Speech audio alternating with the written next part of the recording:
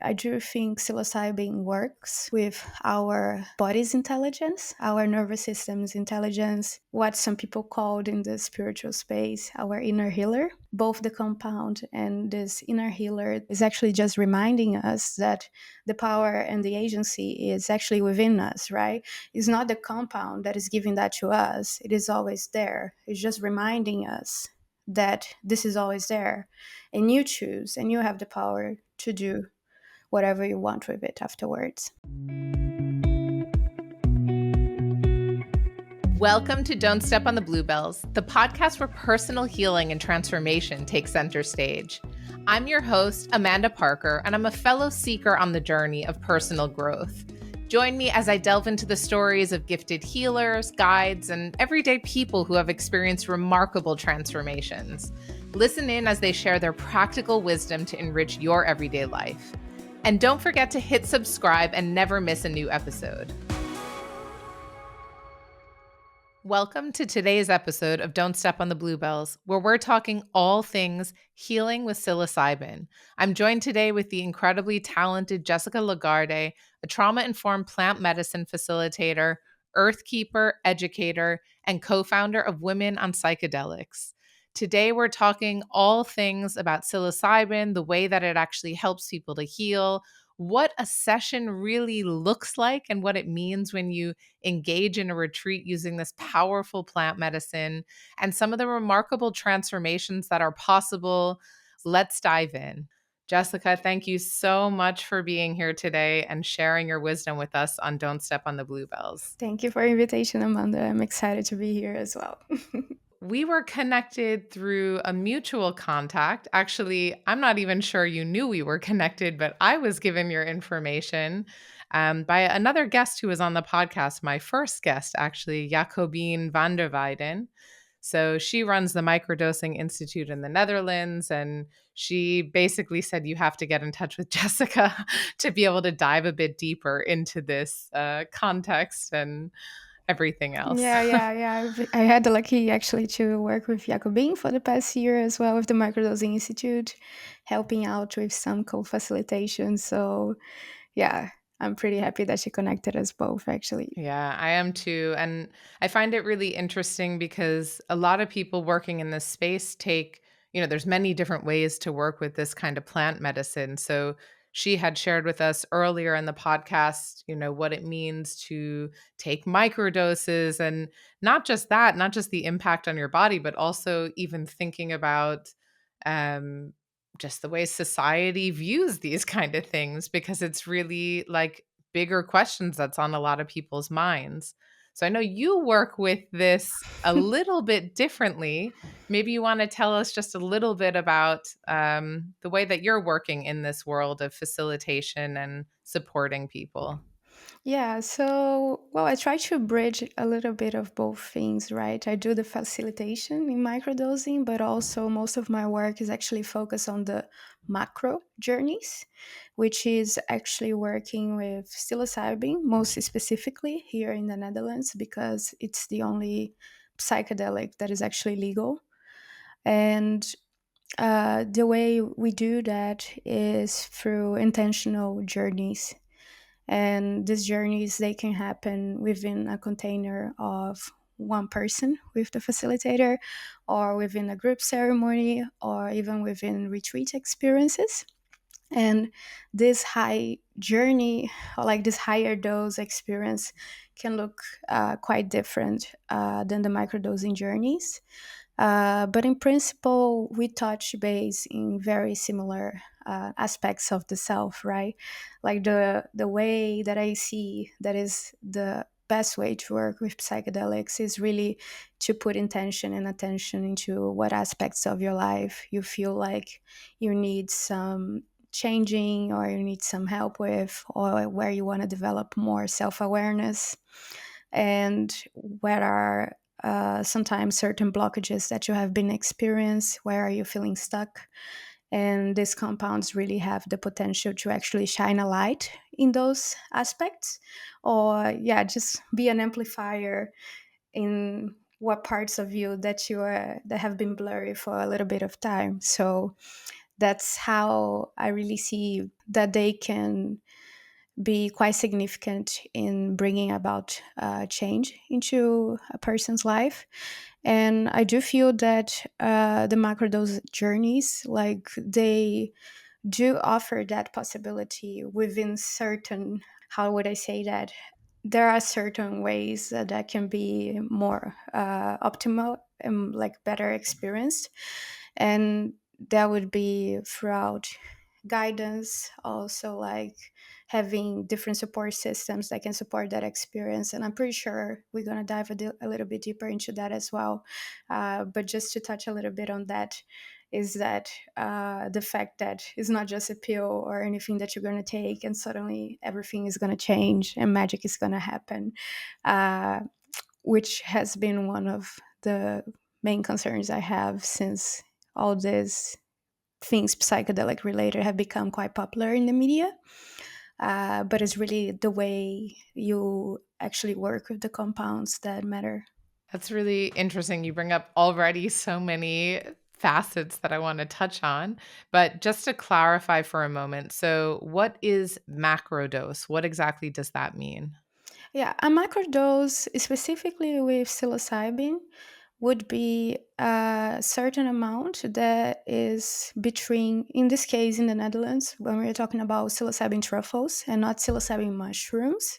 I think that's one thing that I actually should clarify a little bit more because the dosing in there is a little bit different.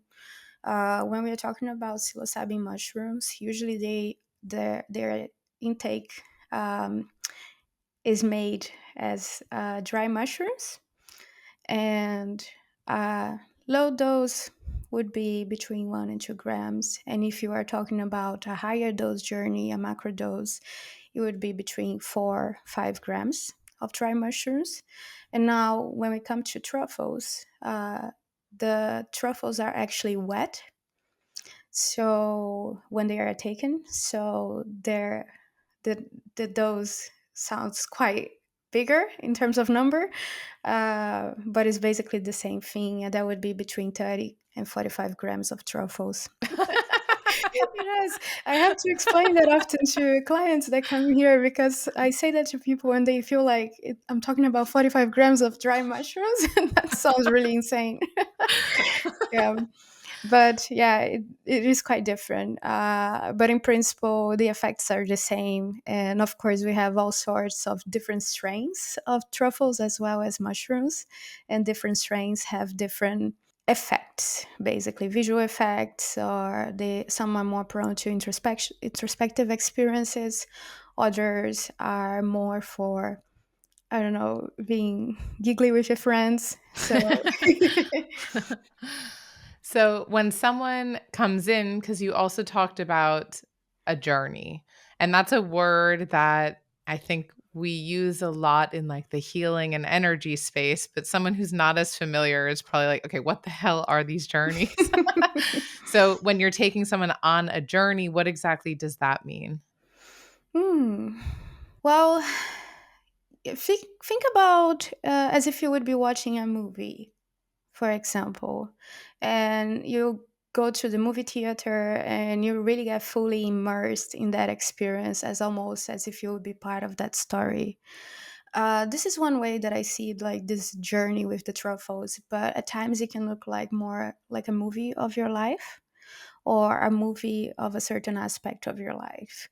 And I call it a journey because it does has the experience itself has certain stages from beginning to the end, and also you are kind of navigating different emotions through it, or you are kind of being confronted with different aspects of yourself, or at times with different feelings that might arise, and it really feels like a whole adventure that you are going in, but it's like really inwards experience if you are doing it in this context and in this setting and this type of container that is the container um, that was created for healing purposes or for therapeutical purposes. So this is more or less why I call it a journey, although very oftentimes I like to emphasize we call it a journey, but the journey actually starts when the truffle journey ends, because that's actually when you have the insights and a whole other process can start in your life that can involve certain life changers or looking deeper into behavior patterns or yeah, really seeing what are the things in your life that need some sort of attention to. So it sounds like the psilocybin itself is actually the door opener. So you can have some insights or epiphanies, but then you actually need to do the work of seeing what does that actually mean in my life now. Yeah, so it's just exactly beautifully described. That's how I like to see the compound, actually.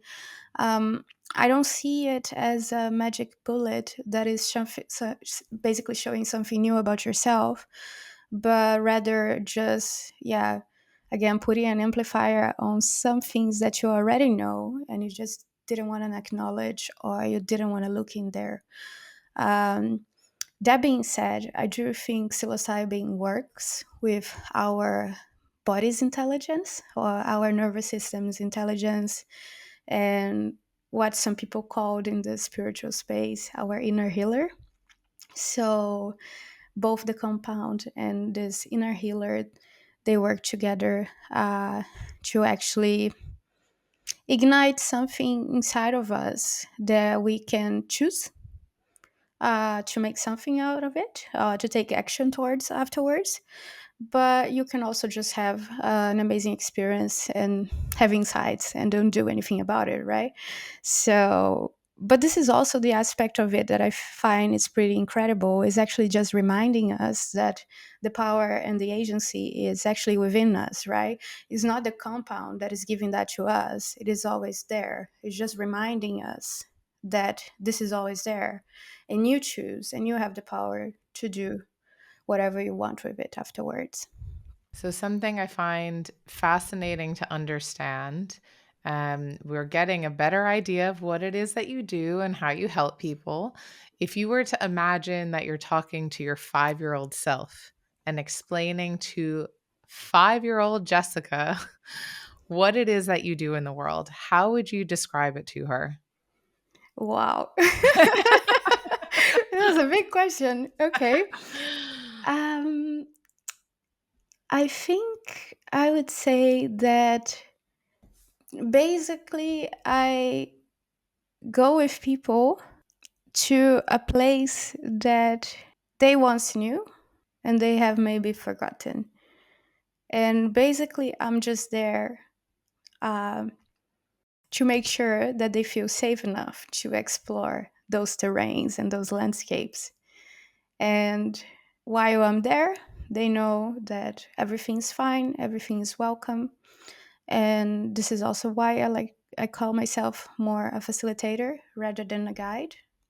I am just there to ensure that whatever needs to unfold will happen in the most safe way as possible. And at the end of the experience, I'm also there to carry the person through whatever is needed or whatever kind of support is needed. So for my 5-year-old self, I don't know, it could be like a good school teacher or somebody who is taking, yeah, them on an excursion through a museum or something. Yeah, I think that would be an easy way. Yeah. Well, it was a really beautiful description of how you help keep people safe. And a 5-year-old would get that, and so would an adult. We don't often have those spaces where we really feel safe to experience ourselves, and a lot of people are just so afraid of what will come up. Hmm. They're really scared of what they're gonna have to confront or what they need to know, so Yeah, that was a yeah. really beautiful way of putting it. Thank you, Amanda. Yeah, and again, like this safety aspect also looks different for everyone, right? Like, so this is also part of this process is actually working with people to understand what safety means to them, because it will look different. And really, making sure that the person feels seen, heard, and carried throughout the experience is a really big part of what can allow vulnerability to actually happen and what can actually empower the person to have the strength to go to those places that sometimes we don't want to go. But if you go there and you know there is somebody else out here in presence or sometimes just holding your hand, it can really make a whole difference in terms of like how much you surrender or how much you go into the experience.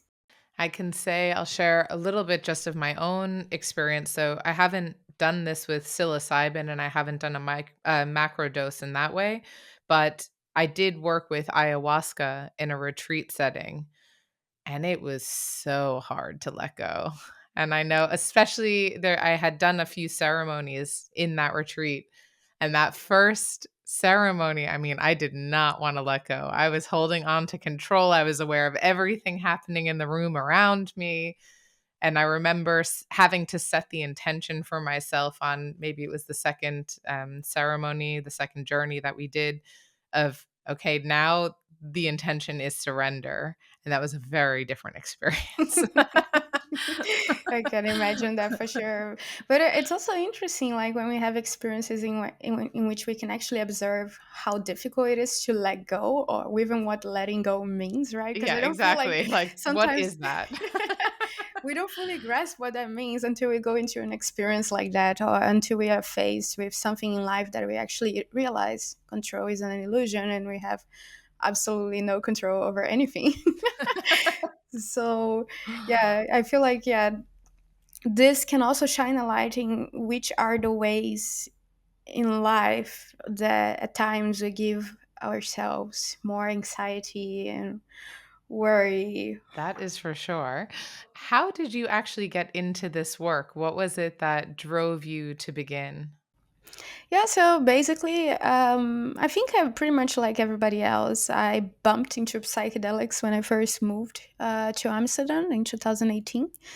And I started to actually have experiences in more of a recreational setting, um, which is very common and very popular around here. And I feel at times recreational is very much underlooked. But these experiences have been responsible for so much of me tapping into my self expression and connection to my creative side and connection to music and to others in such spaces. And it took me about a year to actually um, start to go into experiences with more of a therapeutical lens and focusing more on healing. Not that before in these recreational experiences, I did also experience healing one way or another.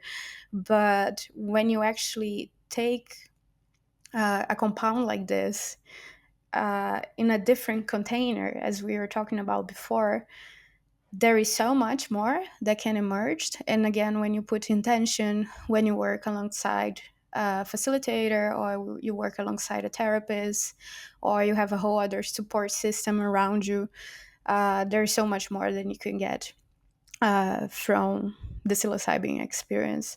So it was only in 2020 then that I started doing more of this work. I got some mentorship and I started sitting for people. Sitting basically means, yeah, facilitating these experiences for group journeys or 201 sessions. And yeah, since then, I actually dove, yeah, quite deep in doing a lot of that around here because the advantage that I have around here is, again, it's legal to do the work that I do, which in most places that's not the case.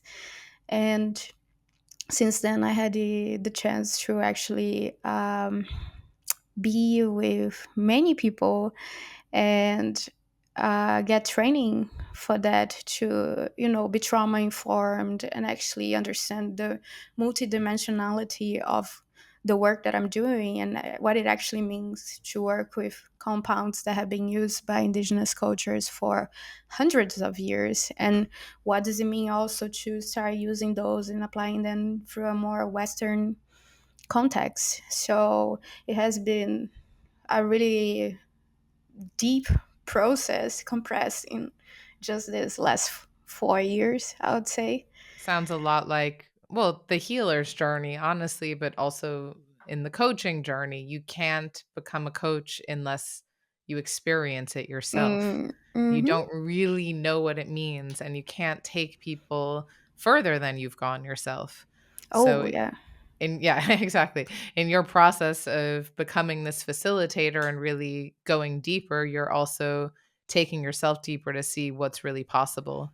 Yes, yes, no, 100%. And I think, especially when you're talking about psychedelic work, your own experiences are, I try to see that like they are part of your training, right? Like you cannot guide somebody through a terrain that you haven't been before.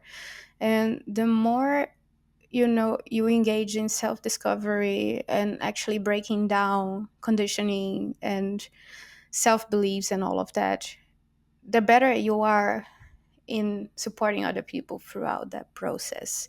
So I like to often use the analogy of you wouldn't want to enter an airplane with a pilot that didn't learn how to fly.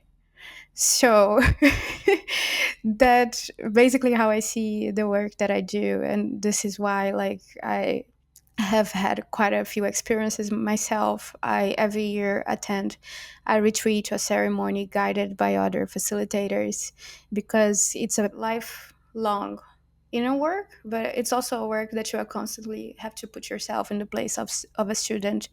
So in the case, and why do I say that? Is because it's also a very relational work and it's a vulnerable work both for the facilitator and for the person who is going into the experience. And what we want to do is avoid any sort of like projection from the facilitator side or being compromised in the space that you are holding because of some inner process that you didn't look into before. That's interesting. I learned that, so I'm trained in Reiki, and I remember learning that in the Reiki training that was you have to continuously be looking at your own energy and clearing and all of this because otherwise, if you're in a session and something comes up, you have to know if it's yours or not. Mm-hmm.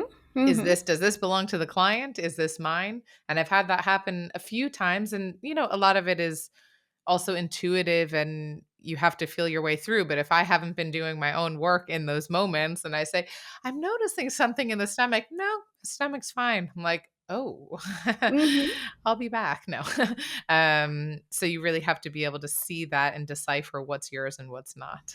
Yes, yes, yes. And especially in the psychedelic containers as well, when we're talking about trauma informed approach, uh, is really seeing in what ways your behavior or like your response to whatever is happening in that space can be helpful or it can be a trigger or it can re-traumatize a person. So you really need to keep um, yeah, this level of self-awareness very present as well and really check in with yourself like am I going now uh, to assist or give like a hand, is this coming from me or is that person really needing that, as an example. So So you've said trauma informed, and I see this all over now, right? And it's become very popular in different fields of work. What does that actually mean? If you could shed some light for us on what is trauma informed?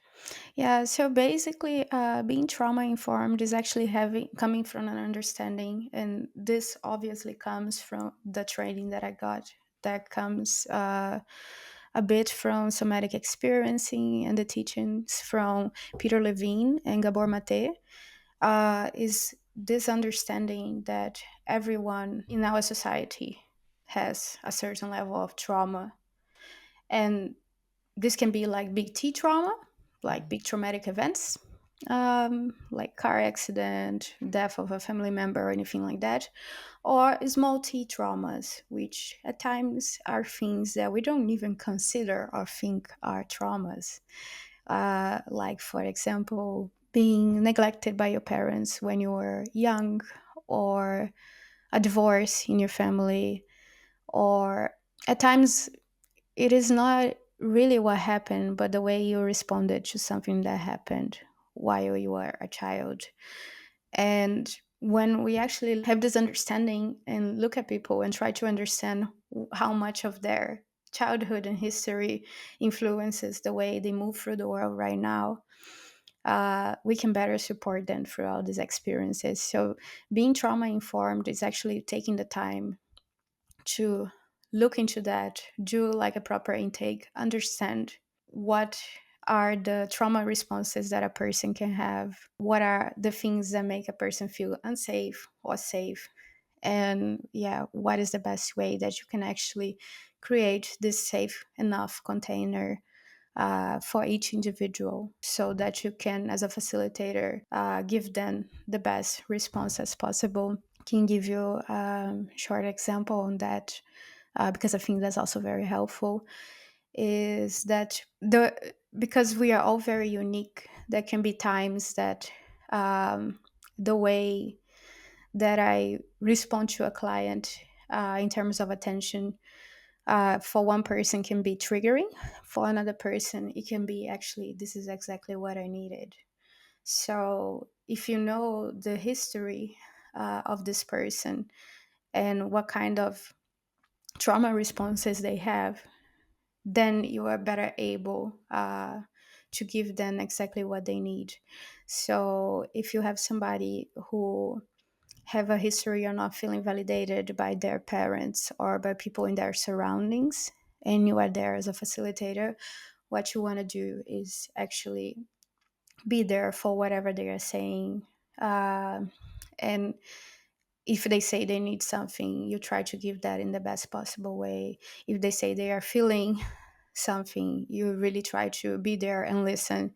So, yeah, this is just one quick example of that. So you're really taking the time to get to know the people that come in and understand what are some of these either stories or beliefs or patterns that are showing up for them Yeah. that you can be aware of and maybe even help them work through, depending what that is. And at times, actually, help them being aware of that themselves, right? Because the majority of people don't even think about these things, right? Like, I see that within myself. Like 6 years ago, I would be walking through the world being completely unaware of why certain things happen in my life, or why certain cycles keep repeating themselves, until I actually, yeah, started studying all of this and actually looking into all of this.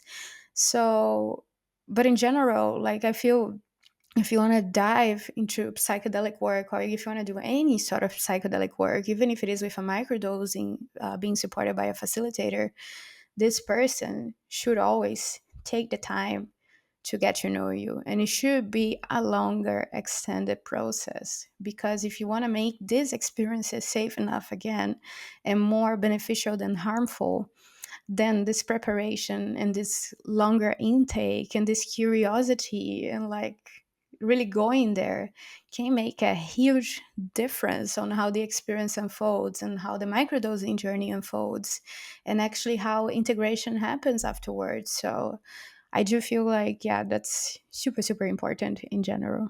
Yeah, that is powerful. And as you said, it's a lot of people are starting to explore and experience and experiment with psychedelics now. It's becoming more widely available. And I'm certain that there's not as many places doing it this way where it's really intentional and you create the safety and you develop the understanding. And it doesn't mean they can't be impactful in different ways, but it's certainly, I guess, what's your goal?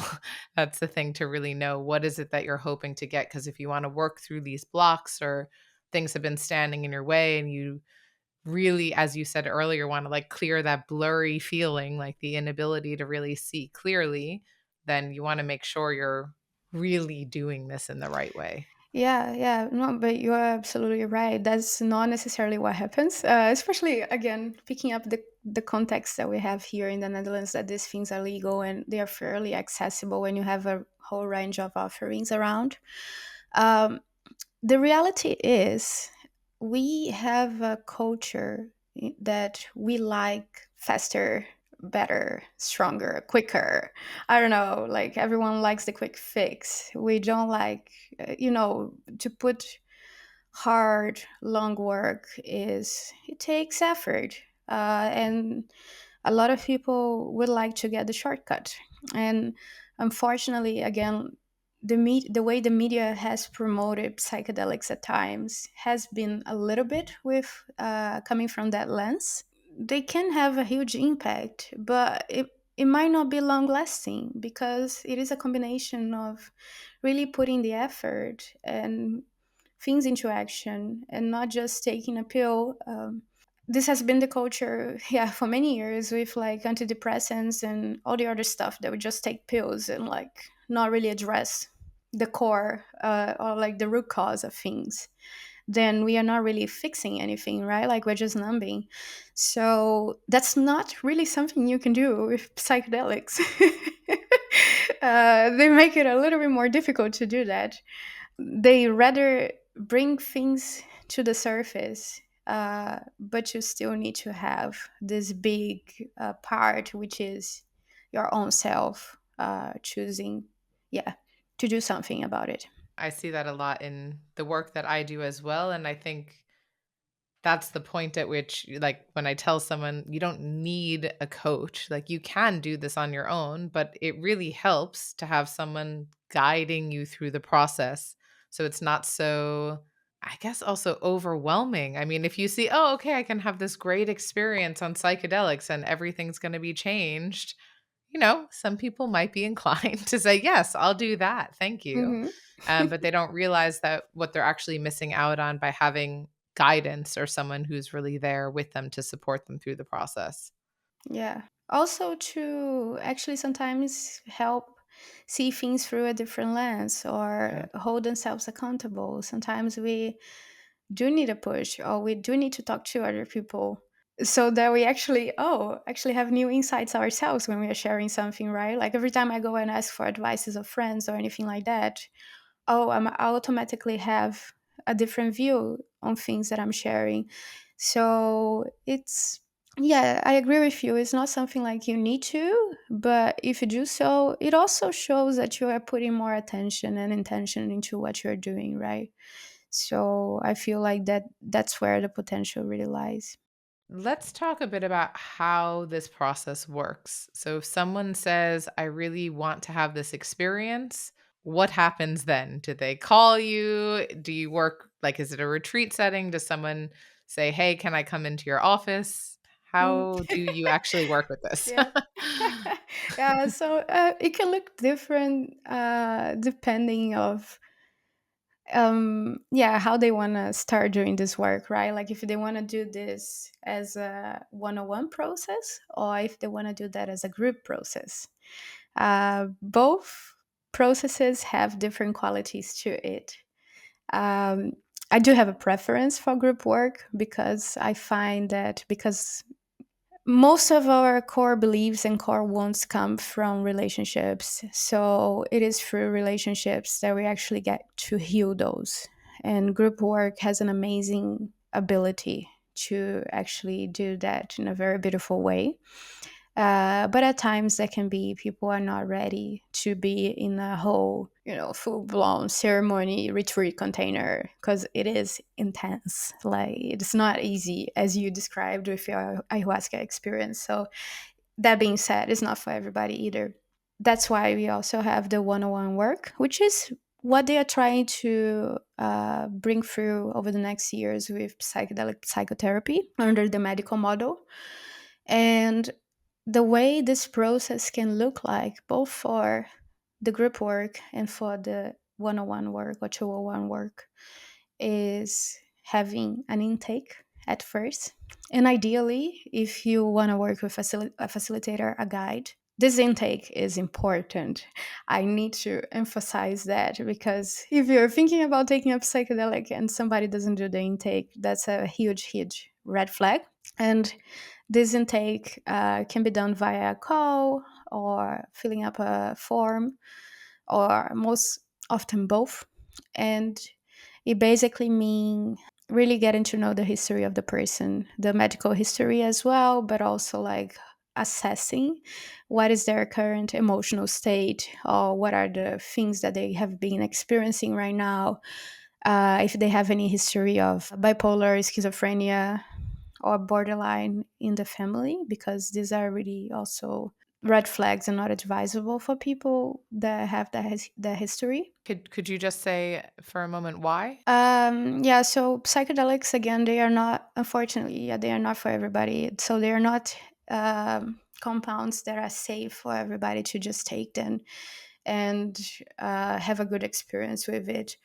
People that have that history of mental disorders, or like, I don't like to use that word, but that's the word that most people will understand what I'm talking about, are more susceptible to actually have some sort of psychosis or negative experiences if they take psychedelics. And this is one of the things that most facilitators are trying to filter, because we do not have enough research to see if psychedelics can be helpful for people with that history or at all. So in this case, it's better be safe than anything else. Um, so the intake and the medical screening is usually to look into those things, and also look if the person is in a current emotional state that is very unstable or very dangerous, like suicidal ideation, or not having actually people in their support system.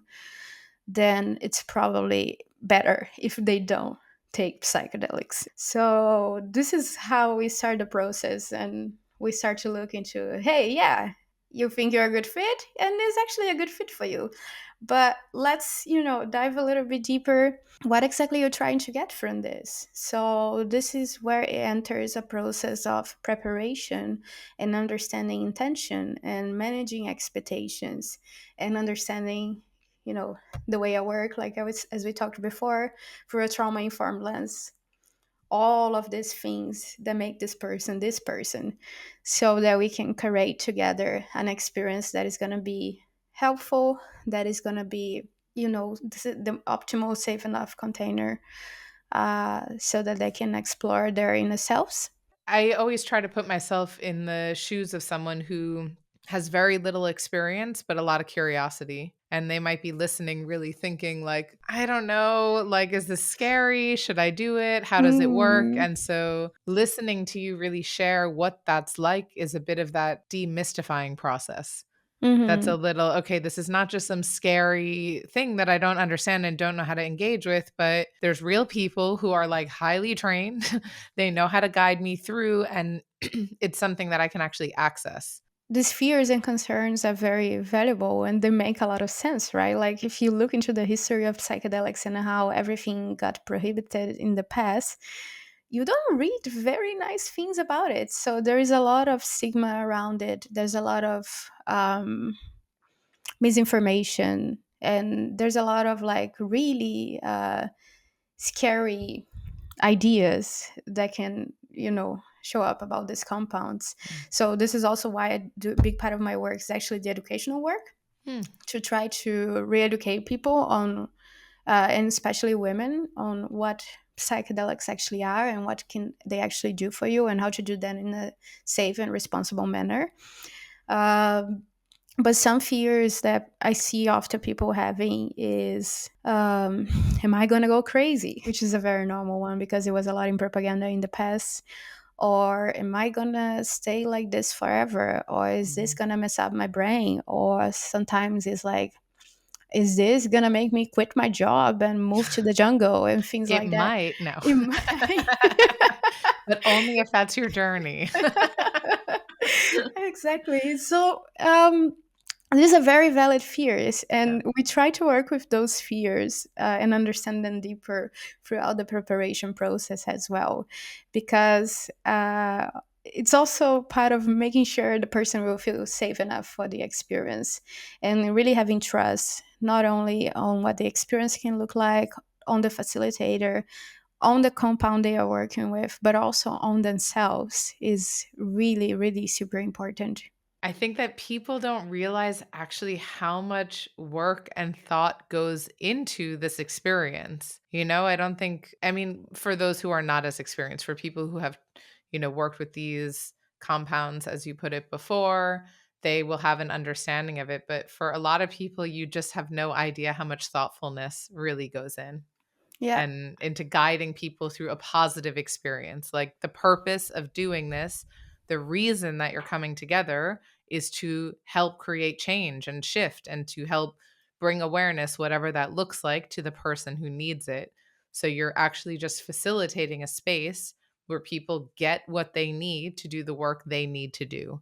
And Mhm. the psilocybin itself is an aid, a very important aid in that process, but it's still just one piece of the overarching puzzle of how you get there. Yes, exactly. And this is exactly how I like to see the psilocybin itself, right? Like it's not Mhm. the main thing and it's not the main tool, right? But it's Yeah. a combination of different tools that you are combining to support you throughout your healing journey or your journey back to yourself.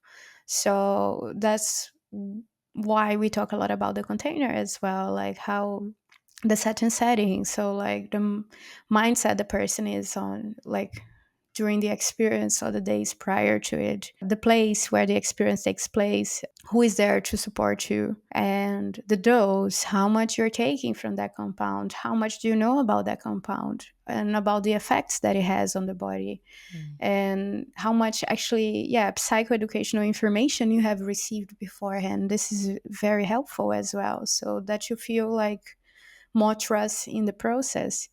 And not only that, but also like how much support you're going to get afterwards, which is quite a big piece as well. So it's really that combination Mm. that makes a psychedelic experience something that can be life changing and long lasting. And so when someone, let's say they're a good fit, they've done the intake, everything, you're convinced this will be supportive for them.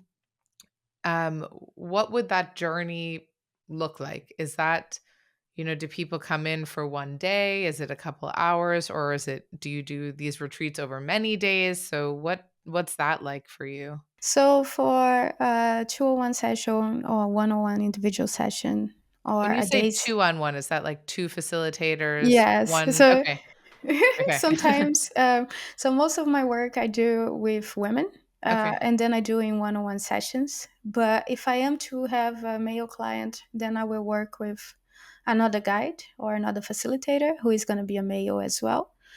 At times, I do like to work with a partner guide in general, just because you have like parental figures holding the space, and that can be very helpful for people. But when it is a group setting, so it's a group ceremony or a group retreat, we have a whole team of facilitators that are there present for the group, and this usually happens in a ratio of one facilitator per three participants. How that looks like for individual sessions, it is that the person will go there to their place, or they will come to wherever the ceremony is taking place, and in the morning, and they stay there until the evening time, or I stay there until the evening time, and the experience actually unfolds throughout the course of 5 hours, adding 1 hour before and 1 hour after, in which I do a check-in. I can do meditation, breath work. We can dive deep again on the intentions for the journey, and also after is really make sure that they have the initial integration support of the experience. So sometimes they feel like they want to engage in more conversation. All the time is just like being there in presence. And when it comes to a retreat experience, this is a little bit longer. This is like a 5 days experience. And in that case, we do have two ceremonies within those 5 days, and workshops that are also focused on, supporting that process, and including a lot of body movement as well, bringing people back into their bodies, sharing circles so everybody can relate to each other experience, and that we actually get to understand that we are all co-creating this container together. So it's not just something that the facilitators are doing and they're basically holding it, but also all the other participants that are there are also part of the experience for each other, right? Like, and that's the amazing thing about group work is that we can be there and be mirrors for each other in triggering ways or in other ways. So this is basically, yeah, how it looks like for, yeah, the different types of experiences. And again, they're very different, so it really depends on the needs of the person and what they are looking for, because as well some retreats can have more of a shamanic spiritual approach, and the sessions they can look a little bit more, yeah, like therapeutical in the sense of like more psychotherapeutical framework and all of that. And some people feel more attracted to one and the other, some people feel ready to do one but not the other, so it depends on individual needs. Well, I'm wondering because I know from ayahuasca that it can be sometimes quite a physical journey as well. To put that nicely.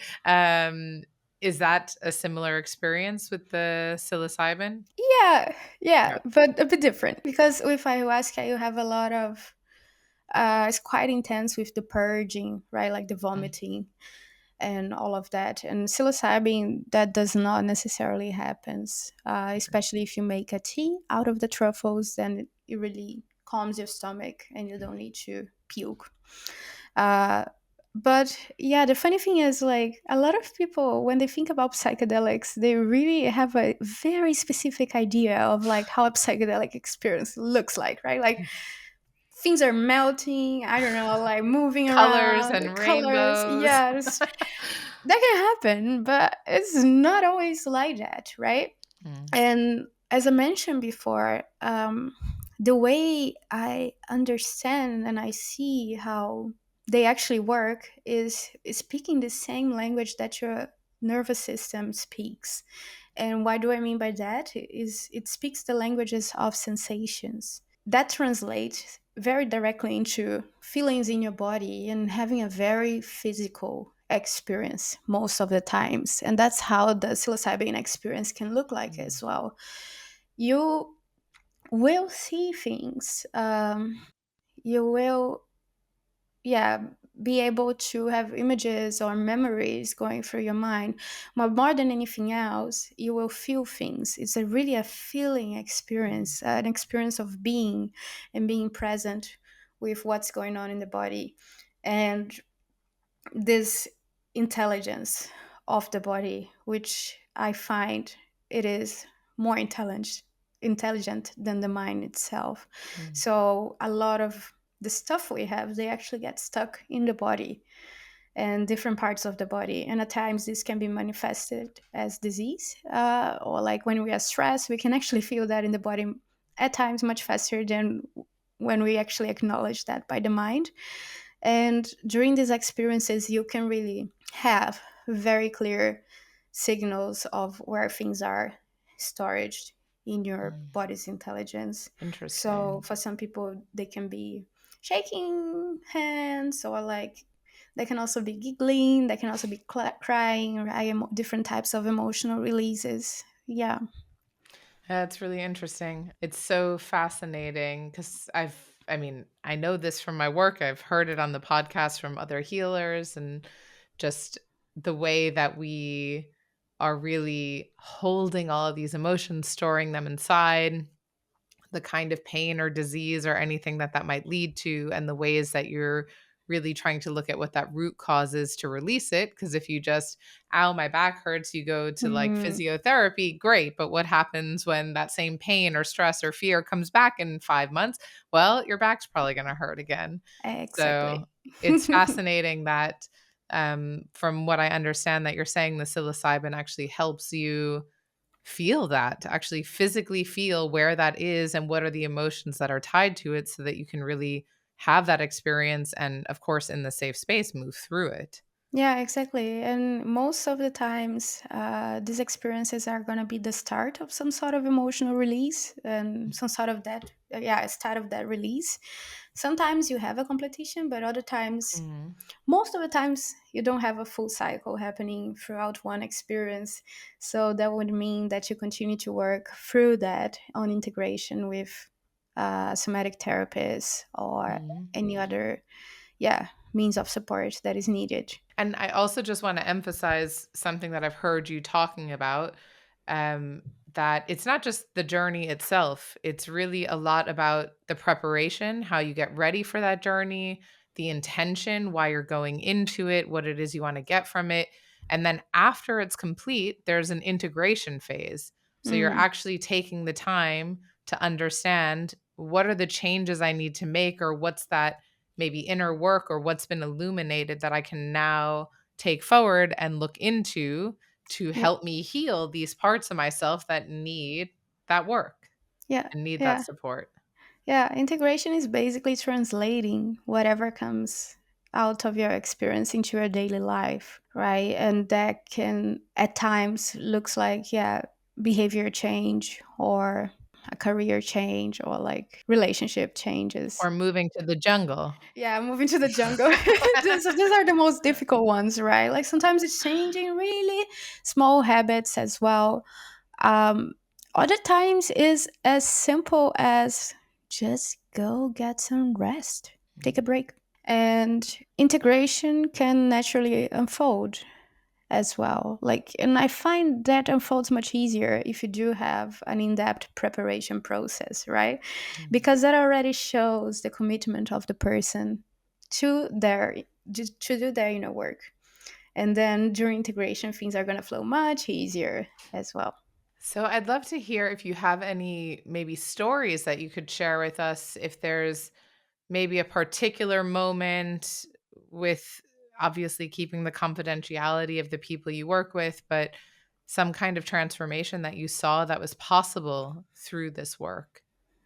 Or maybe for Hmm. you that was remarkable that you couldn't Mm, believe this had happened. yeah. Well, I can think about different ones. One is of a client who had a big history of drug addiction. And he came here, and after one psilocybin session, he has never got in contact with the drug again. And this has been 3 years now, and every year he comes for one session Mhm. per year, uh, to actually, I feel like in a way it gives him this confirmation that he doesn't need that coping anymore. Another example that I can think about, it was of a client that I had last year. She had terminal cancer, and since she got the diagnosis, she was all the time hyper alert, stressed and nervous.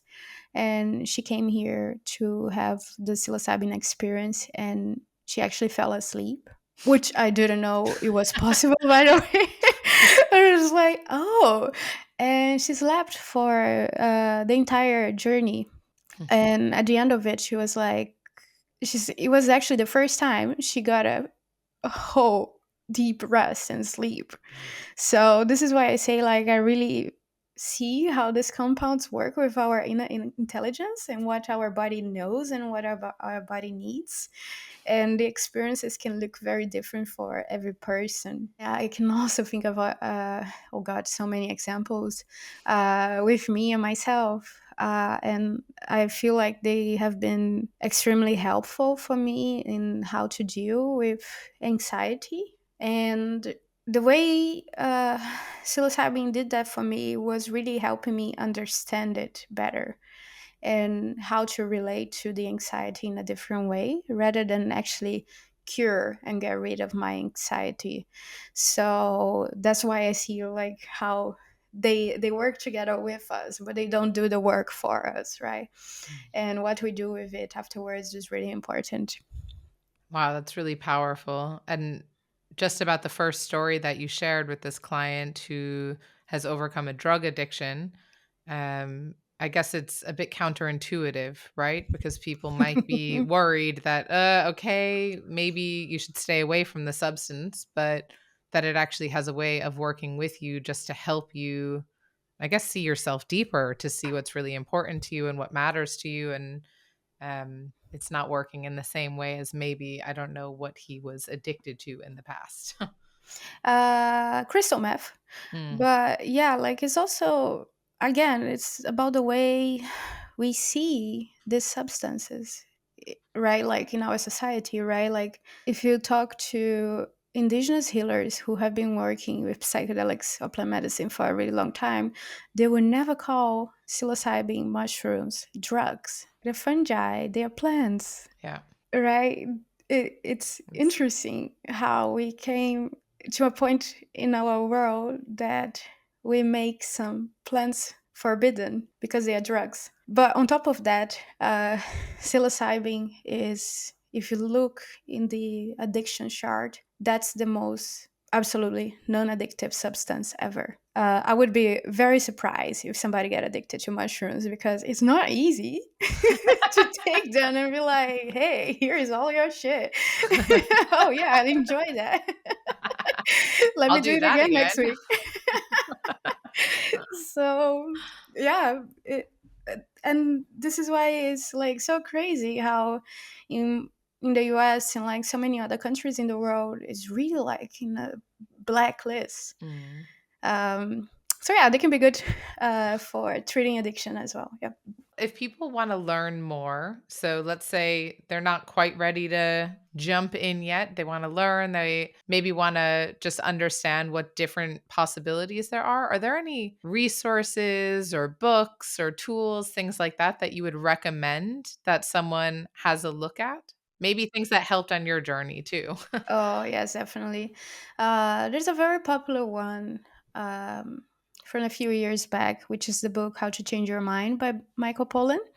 And why do I think it's a really cool resource? I give that to clients very often. Is because Netflix did a show very recently, also on this, that is pretty well done. And I think if you don't like reading that huge book, which is quite big, you can just go to Netflix and watch that show.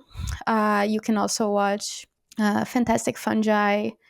There's a lot of videos on YouTube as well from the Big Think that I think are very helpful in understanding what are all these compounds about in a very short period of time. Of course, there's a whole range of platforms out there that you can look into. We do have one, Women on Psychedelics, that is mostly focused on women's experiences. And there we share a lot of articles that is also women sharing their stories and what psychedelics has have done for them. So I think that's also a really good way of understanding the multiple type of uses and outcomes that you can have if you work with these substances. Yeah, that's amazing and super helpful. I'll definitely be sharing those resources as well in the show notes so that anyone who's curious and wants to learn more has easy access to them. What would you say is there any advice that you would give to someone who's just starting out on this journey? Take it slow, do your research, be curious about it. And when I say do the research, it's not only about the psychoeducational material, but also if you feel like, yeah, I'm ready, see what compound might be most interesting for you, or where would you go to for that. So of course different places have they can bring up very different types of experiences, right? You're not going to have the same experience if you are coming to the Netherlands than if you are just going to into the Amazon jungle. So do a research as well with in who you are working with. But more than that, when I say take it slow, is so that you really understand that it's a process. It's good to have some sort of support system or therapists or friends and people that actually know what you want to go into. Just because this is the best and most safe way to get the most out of these experiences. And take slow again to understand that change takes time. Healing also takes time, right? Like we cannot just undo a whole life of conditioning uh, in one day. uh, but yeah, really also having that understanding that is feels like very counterintuitive to the world that is so fast paced that we live in today. But taking things slow is really a big part of this process. That is very valuable advice for all of us. Maybe you can share a bit about what it is that you have going on at the moment. So, what are you excited about? How are you excited to help people? What are you working on next? Hmm. Yeah, so I still do a lot of my educational work through Women of Psychedelics, and I have two offerings that are coming up very soon about springtime, which will be an introductory educational support for small groups.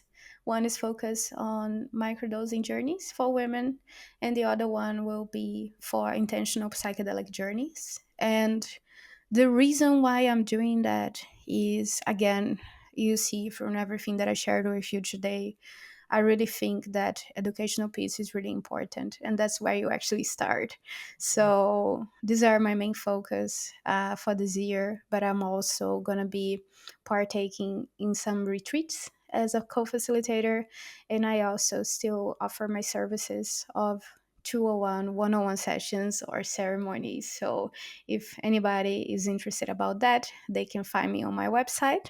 We would do that whole process that I described and always find out if it is a good fit, a right match. But if not, I can always also forward people to other people in my network that might be a better match. So And for all of those pieces, the education and actually doing a journey with you, is that all face to face in the Netherlands? Can that be done online, or what does that look like? the whole process can be done online except for the session. So the session has to be done in the Netherlands for obvious safe reasons.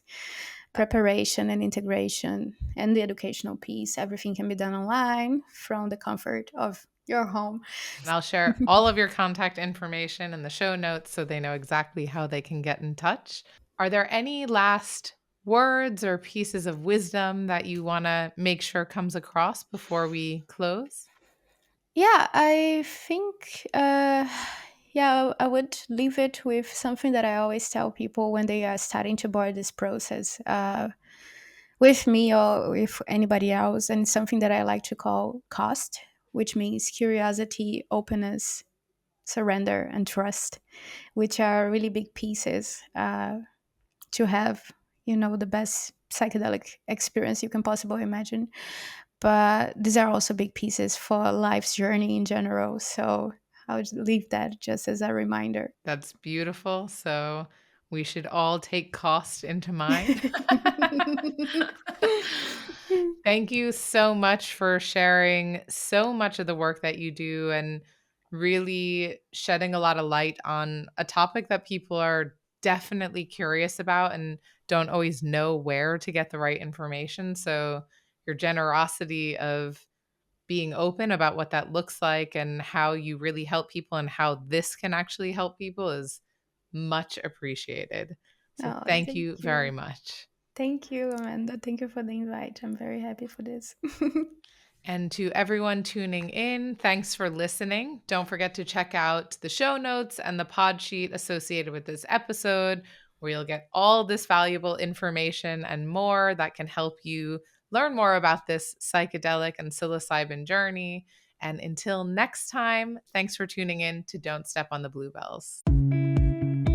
Thanks for joining us on this week's episode. Don't forget to hit that subscribe button so you never miss a future episode.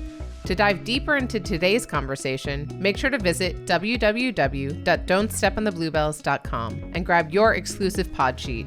It's packed with valuable takeaways that will enrich your listening experience. Until next time, stay curious and keep exploring.